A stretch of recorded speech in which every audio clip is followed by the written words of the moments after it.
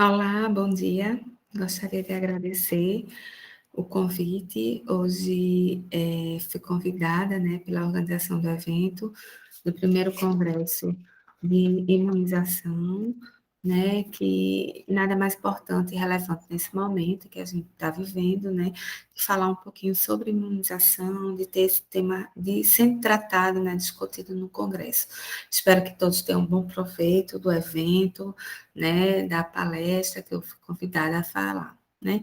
Eu sou Adriana Luna, sou enfermeira, sou sanitarista, atualmente faço mestrado em saúde coletiva pela Universidade Federal de Pernambuco, também tenho especialização em análise da situação de saúde e gestão da vigilância, e também fui residente, né, em saúde coletiva pela Universidade de Pernambuco, onde também realizei a minha graduação. E aí, eu fui convidada pelo evento para falar um pouquinho sobre a importância da notificação de doenças e agravos, né, de interesse à saúde. E aí, eu trago o porquê de notificar. O que é notificar? Notificar é dar conhecimento de alguma coisa a alguém, comunicar, noticiar, informar algo a alguém. Seja ela no meio da saúde, no meio pessoal, com amigos, com grupo de trabalho. Então, notificar é informar alguma coisa a alguém. E atualmente, né, com a questão das redes sociais, dos aplicativos, a toda hora estamos recebendo notificações de diversas fontes, né, diversos meios. E são essas bolinhas vermelhas, que quando a gente recebe, a gente vai saber o que, é que está acontecendo. Isso é uma notificação também. Assim como a gente, por exemplo, ao utilizar o aplicativo Waze, a gente busca receber notificações acerca da condição, situação, qualidade do trânsito. E aí, com a questão de hoje estarmos todos conectados, a toda hora estamos recebendo notificações, informação de alguma coisa que alguém passou para que a gente tome alguma decisão frente a isso, né? Então, um exemplo, ou melhor, buscando para as populações, as pessoas, como é que a gente pode estar trabalhando, o que notificar para as pessoas, o que é de interesse. E aqui o nosso interesse, o nosso objeto é em relação à saúde, né, das pessoas. Um exemplo que eu acho que todos lembram, há pouco, é do Dr. Li. Ele foi o primeiro médico chinês a notificar, por via um aplicativo de mensagem, a outros colegas médicos, um comportamento diferente. A observação de 7 casos de uma doença, uma síndrome respiratória com pneumonia, em pessoas que frequentavam o mercado de frutos do mar. E aí, alguns dias depois, as autoridades chinesas, né, procuraram o Dr. Li, dizendo que ele estava querendo perturbar a ordem social, né? E aí, daí o desfecho dessa história, todos nós conhecemos bem. Contudo, trazendo um pouco para a realidade da notificação no Brasil, um pouco de história, no Brasil não, perdão, um pouco de história no mundo, temos Pierre Louis, um matemático, né, que estimulou a curiosidade, né, da observação, e publicou em Paris um estudo estatístico de casos de tuberculose, com características, né, que via as características semelhantes de alguns casos, e essa observação fez com que ele pudesse extrapolar suas observações para a tuberculose. Outro exemplo é John Snow, né, em 1854, considerado o pai da epidemiologia, pois realizou o estudo da transmissão da cólera, né, e sua pesquisa foi pioneira, pois ele verificou todas as etapas clássicas de uma investigação epidemiológica, mesmo não sabendo o agente, né, mas ele conseguiu fazer a relação entre a fonte e os doentes.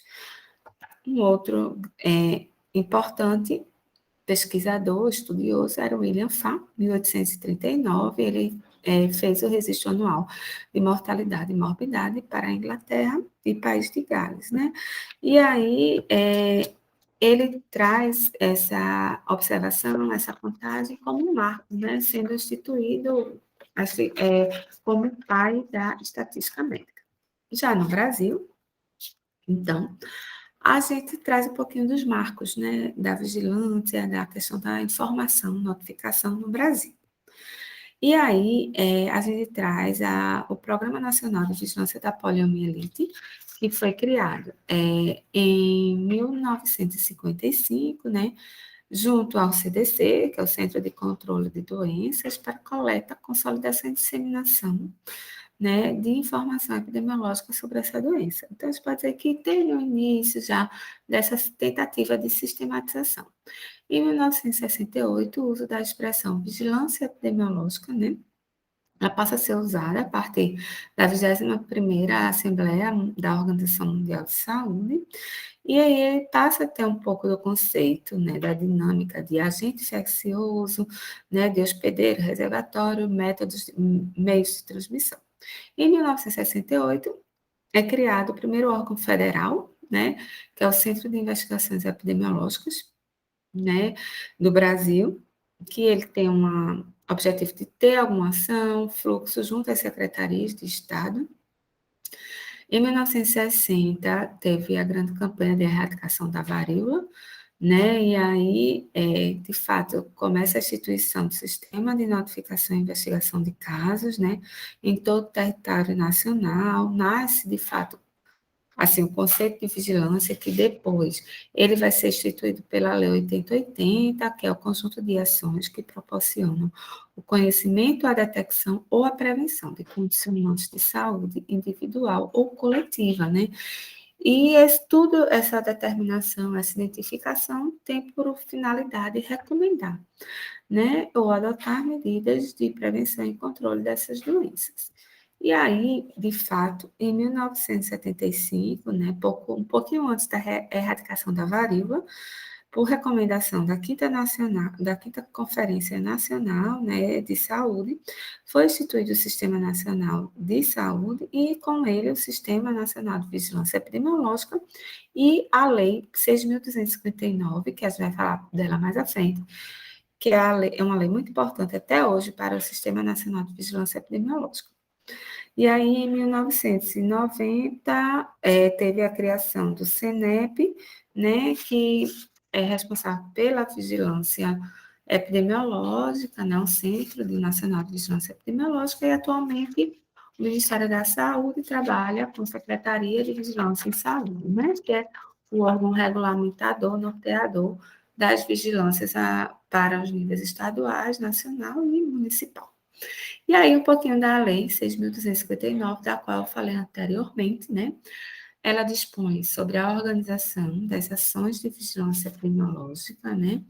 E estabelece normativas, né, relativas à notificação compulsória de doenças também, né? E aí traz um ponto muito importante, né, que eu deixo aqui para vocês refletirem e também passarem para os seus colegas que não tiveram oportunidade. A notificação, ela é compulsória a todas as autoridades sanitárias e ela é feita nos casos suspeitos ou confirmados. A gente tem o costume de, né, achar que a notificação só deve ser feita para os casos confirmados, mas a gente, para algumas doenças, a gente não pode esperar a confirmação para ser notificado, pois as medidas de controle, elas são, tem algumas medidas que são imediatas, né? Como isolamento, como quarentena, né? E aí, para cada doença, né, para as doenças existe uma relação dessas doenças e uma relação de medidas. A relação de doenças, ela é instituída pela portaria e as ações que devem ser feitas à frente de cada doença, ela é instituída tem um guia, né, o Guia Nacional de Vigilância em Saúde, né? E aí, ainda na Lei 6.259, traz que é dever de todo cidadão, isso é bem importante, comunicar à autoridade sanitária a ocorrência de alguma doença ou fato presumível. Contudo, é muito importante, é obrigatória a notificação por parte de médicos e os demais, né, profissionais de saúde. Ou seja, é obrigação de todos os profissionais de saúde, no exercício de sua profissão, realizar a notificação, assim como os responsáveis pelas organizações e estabelecimentos de saúde. né? Aí, a autoridade sanitária que recebe essa notificação, ela tem por dever trabalhar de forma sigilosa com essas informações, porque, por vezes, tratam de doenças com estigma e carga, né? De preconceito. E aí, ao receber essa notificação, a autoridade sanitária é obrigada a proceder à investigação epidemiológica para elucidar diagnóstico, verificar fatores que estão causando essa disseminação, né, para evitar a propagação dessa doença, né, e tomar medidas de prevenção, como eu falei. Sendo necessário, essa investigação pode ser alargada, sendo necessária a realização até, por vezes, de inquérito, né? Visando tudo isso, a proteção individual e coletiva, mais coletiva. E aí, a portaria da qual a gente da qual estou me referindo, né? Ela é uma portaria nacional que traz as doenças de notificação compulsória, né? Nessa lista. E aí, a última é a 1061, de 18 de maio de 2020. E aí, essa é uma portaria nacional, mas os estados é facultado inserir doenças nessa lista de interesse local, assim como para os municípios. Nenhum estado nem município pode retirar doenças dessa lista de notificação compulsória, contudo, eles podem incluir outras doenças. E aí a gente tem a disposição, né, dessa portaria, ela traz uma coluna com a lista das doenças ou agravo, em ordem alfabética, e traz umas colunas com a periodicidade de notificação. O que é que isso quer dizer?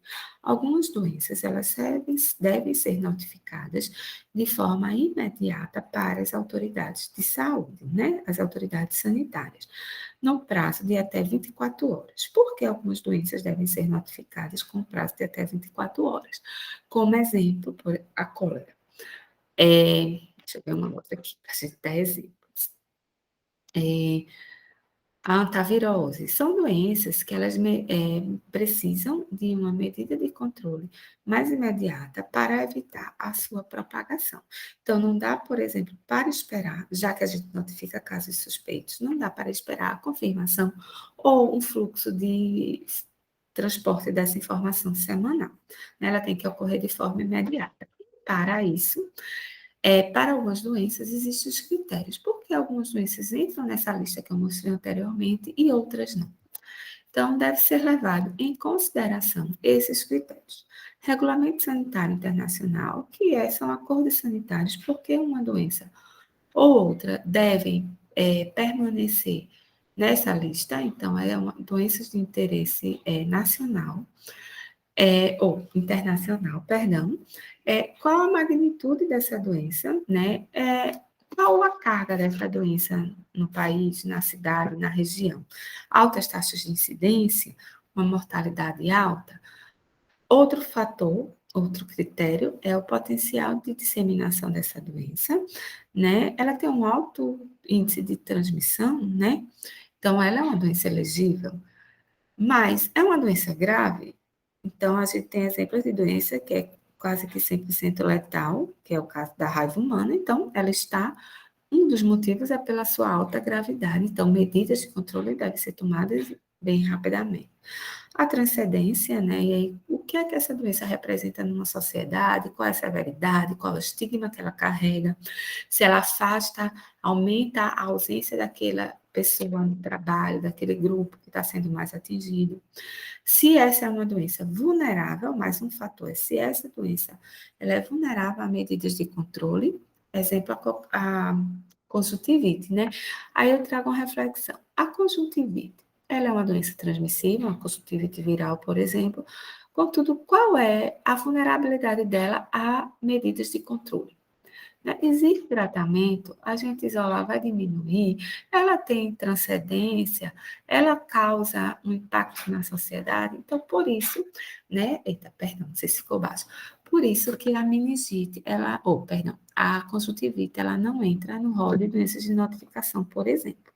Né? E a questão de epidemias e surtos, e aí, e eventos inusitados, agravos inusitados, como foi o exemplo da microcefalia, né? por volta de 2015, 2016, e aí era um evento que não existia, e ele passou a ser de notificação de interesse. E aí, como é que deve ser feita essa comunicação, essa notificação? Existe a ficha de notificação, que é o instrumento adotado no Brasil, que ele alimenta o Sistema de Informação de Agravos de Notificação, que é o SINAM, e essa ficha é individual, que serve para todos os agravos daquela lista, e também temos a ficha de investigação, que ela é específica para alguns dos agravos, em sua maioria, ela serve tanto como um roteiro, como para ajudar no direcionamento da identificação do caso suspeito, uma vez que contém a definição de caso suspeito no seu topo, né, no seu cabeçalho. Nas fichas de notificação, elas conseguem responder basicamente três perguntas clássicas da epidemiologia. Quem? Quando a gente pega na parte individual, faixa etária, idade, raça, cor, escolaridade. Quando a gente consegue pegar as datas de notificação, data de início de sintomas e onde? No campo que a gente tem dados da residência, que a gente consegue localizar onde a pessoa reside, ou até por onde a pessoa percorreu, né, nos últimos dias. E, como eu falei, a ficha de notificação de investigação, ela serve como um roteiro para pesquisar informações sobre aquela doença. Outros meios de notificação é o telefone, e-mail, WhatsApp. Anteriormente, nessa apresentação, eu colocava também o fax, né? O fax, mas hoje em dia a gente não utiliza mais o fax. Então, uma fonte importante é o WhatsApp, né? Que acaba se recebendo, e o e-mail. E também, em Pernambuco, adota a notificação através da plataforma CIEVES, né, que é o Centro de Informações Estratégicas de Vigilância em Saúde, que ele integra uma rede conectada entre estados, municípios e Ministério da Saúde, onde essa notificação e informação de interesse de 24 horas, aquelas imediatas, elas seguem uma comunicação rápida, né? E aí, os profissionais de saúde e instituições podem estar realizando a notificação imediata através do site do CIEVES Pernambuco, que é o cievespe.com, ou através do site do CIEVES de Recife, que é este, né? E quais são as fontes de informação? A gente já viu o instrumento, o que é notificar, que as fontes, de onde é que podem vir, onde é que estão, são os profissionais, mas além dos profissionais, o que é que a gente tem, né? Temos os profissionais que estão no SAMU, apesar de ser um serviço móvel de urgência. A gente vê que, por exemplo, agora na pandemia, muitos pacientes com Covid estão sendo transportados pela sua gravidade pelo SAMU, né? Os hospitais, né, os laboratórios, quando o profissional que atendeu o paciente solicitou o exame, contudo não notificou, então, através dos resgates nos laboratórios, a gente consegue estar identificando esses casos. O programa de saúde ambiental, o programa de agentes comunitários de saúde, a estratégia de saúde da família, o sistema de informação de mortalidade, onde em uma das linhas da causa de morte pode conter alguma doença de notificação compulsória, e essa doença, ela pode ser, essa informação ela serve para notificar o caso, assim como do sistema de informação de nascidos vivos, né, uma vez que, por exemplo, o perímetro cefálico, ele é registrado na declaração de nascido vivo, a vigilância sanitária, que é a vigilância mais comumente conhecida, né? E aí as pessoas procuram pela disseminação desse nome, a ouvidoria do SUS, né? E a imprensa e rede social. É um ponto importante, uma fonte importante de notificação atualmente, né, gente? Porque grupos de WhatsApp de mães, que às vezes disseminam essa informação, recebendo essa notificação, é dever da Secretaria de Saúde, da Autoridade Sanitária, realizar essa investigação. Né, uma vez que todos estão conectados, né, através da internet e dos diversos aplicativos. Contudo, atualmente temos um grande desafio, que, apesar de termos, né, mão de tanta tecnologia, ainda lidamos com as fake news. E faz parte, né, do nosso dever enquanto profissional e que trabalha com informação, com notificação e com dados, sempre lançar mão de fontes fidedignas e verdadeiras, assim, vamos dizer, de notificação. E aí, um exemplo de não é notificação, de informação, são os sites, blogs, rede social, jornais, né? E aí a gente tem, por exemplo, um site do Instagram, um site não, Instagram, né? Ele perguntando assim, é impressão minha ou metade da cidade está com dengue e a outra metade está com chikungunya, né? Isso foi um fato, né? Que a gente viveu uma epidemia dentro de uma pandemia. E aí, reforçando que se deve sempre buscar as fontes oficiais de dados, que são os boletins e informes epidemiológicos produzidos pelas autoridades sanitárias. E também essa informação oficial, ela pode sofrer alteração, né? Assim, a maneira de como ela é divulgada, ela pode sofrer alteração a depender da situação epidemiológica, como foi o caso da pandemia, né? Da possível introdução da Covid no Brasil. E aí, a gente, né? Acho que muitos lembram, profissionais de saúde, que ficávamos todos esperando a coletiva do Ministério da Saúde por volta de 3, 4 horas. E era onde a gente sabia se o caso estava confirmado, quantos casos novos tinham, se tinha sido feito o RT-PCR, qual era a contraprova. Então, essa metodologia de divulgação de informações, porque foi rápida e eficaz, e não dava margem a outras pessoas ficarem, né, com dúvidas ou minimizava a disseminação de fake news. E aí, quais são os desafios atuais da rede de notificação, né? Considerando que a gente viu os instrumentos, viu as fontes, viu um pouquinho de onde é que vem essa informação, quais são as doenças, quais são os desafios que a gente tem hoje. Eu acho que, primeiramente, o mais importante é a questão de como se dá essa notificação. Seria um desafio é simplificar essa notificação, porque vocês viram anteriormente que elas são feitas em modo de papel ainda. Temos alguns sistemas, a exemplo da Covid, que ele já é de forma online. E hoje, né, essa rede de notificação, ela exige, ela preza, quer coisas mais práticas, métodos, maneiras mais práticas, né? Através, seria o ideal, de sistemas online de notificação, como a gente já tem para dengue, chikungunya, covid, né? Os casos de Sirac. Tudo ainda é muito pouco dentro do N, né? Da gama de doenças de notificação que a gente falou anteriormente. Além de simplificar os instrumentos, né? E retroalimentar os profissionais que notificaram com boletins, com dados, isso é muito importante.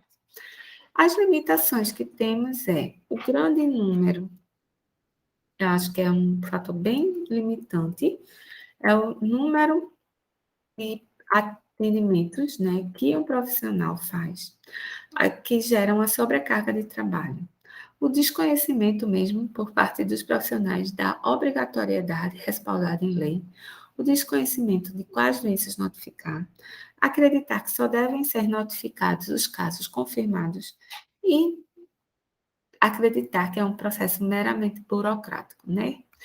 E aí eu trago uma reflexão para vocês, que um problema de doença infecciosa em qualquer lugar é um problema potencial em todos os lugares. Essa frase nunca fez tanto sentido, depois que temos a Covid, né? Porque a gente tinha lá essa ameaça do outro lado do mundo, né?